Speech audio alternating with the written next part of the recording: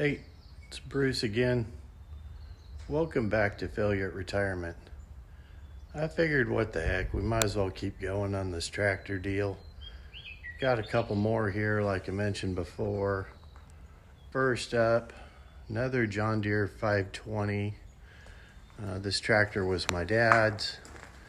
It again is an early model 20 series, 56 or so, maybe 57.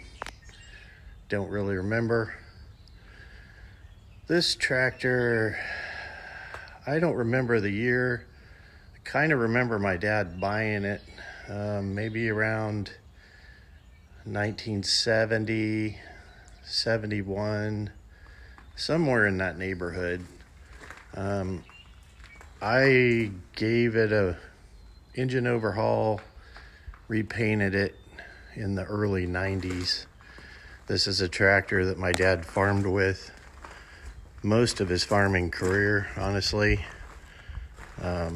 Pretty good old tractor. My dad also had another 520 that my grandpa bought brand new. This tractor, for whatever reason, would outpull that other one. No problem whatsoever.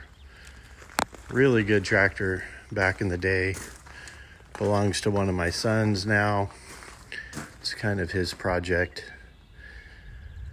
Next up here, we have a pretty late John Deere AO. This is the orchard version of the Model A tractor. I bought this when I was farming. Had a grand idea that I could use it to strip spray, maybe pull nut buggies at harvest.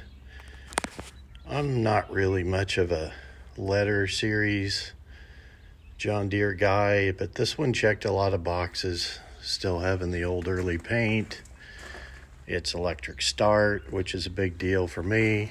Too lazy to hand crank stuff. Fenders, they're a little rough. I'd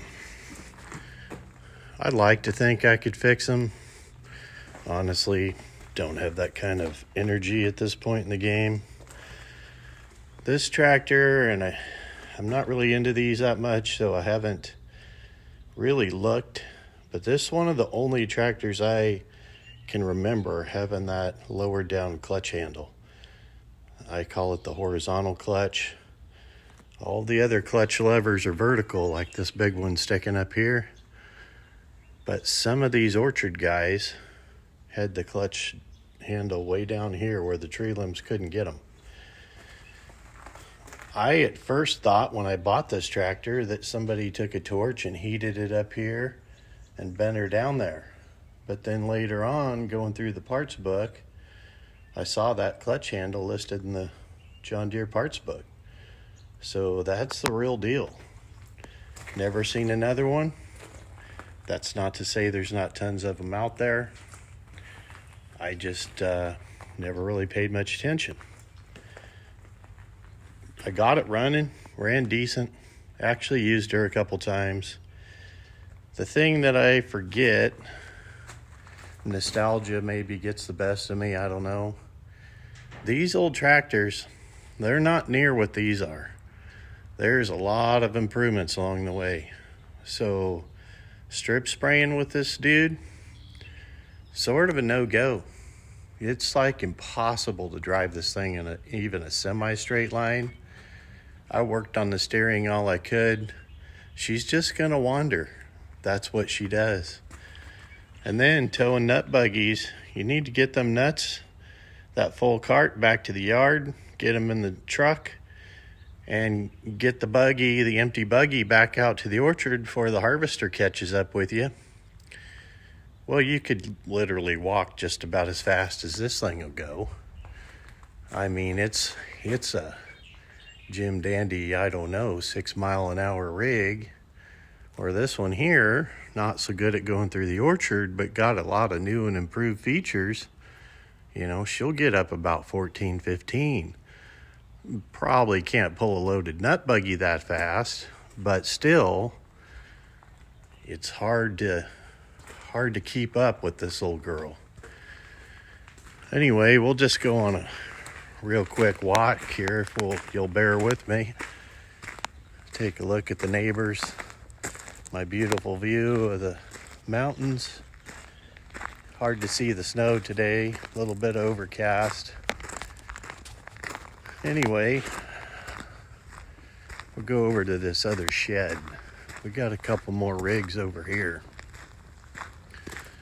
So I'll just go ahead and start telling you.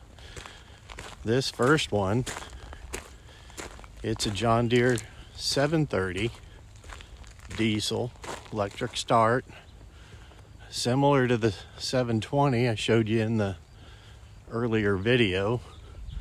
This just being the upgraded model, newer series. My dad bought this tractor from one of my professors in college.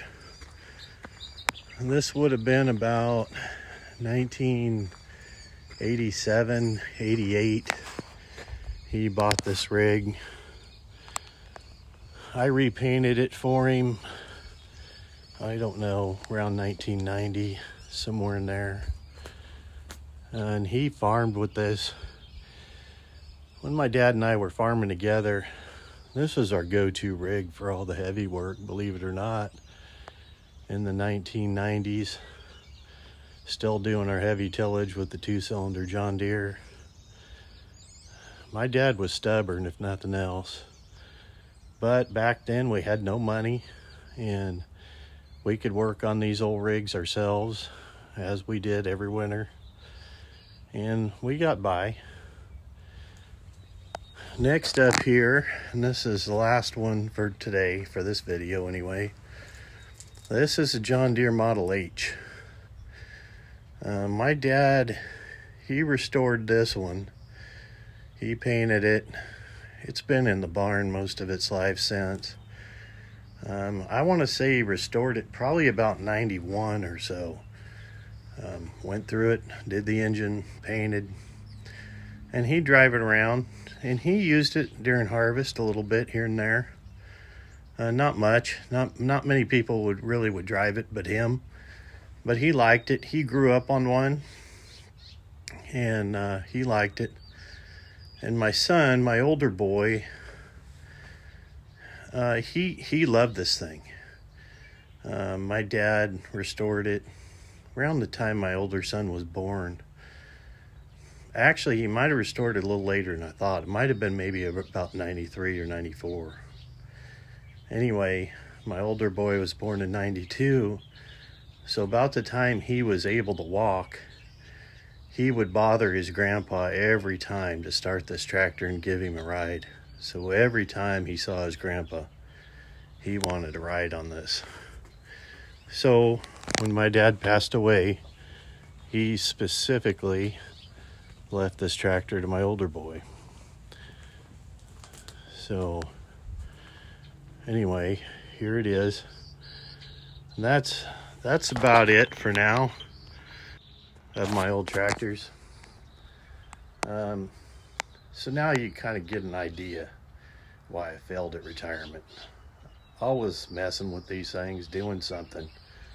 The 730, she needs injector pumps, and probably definitely a head gasket.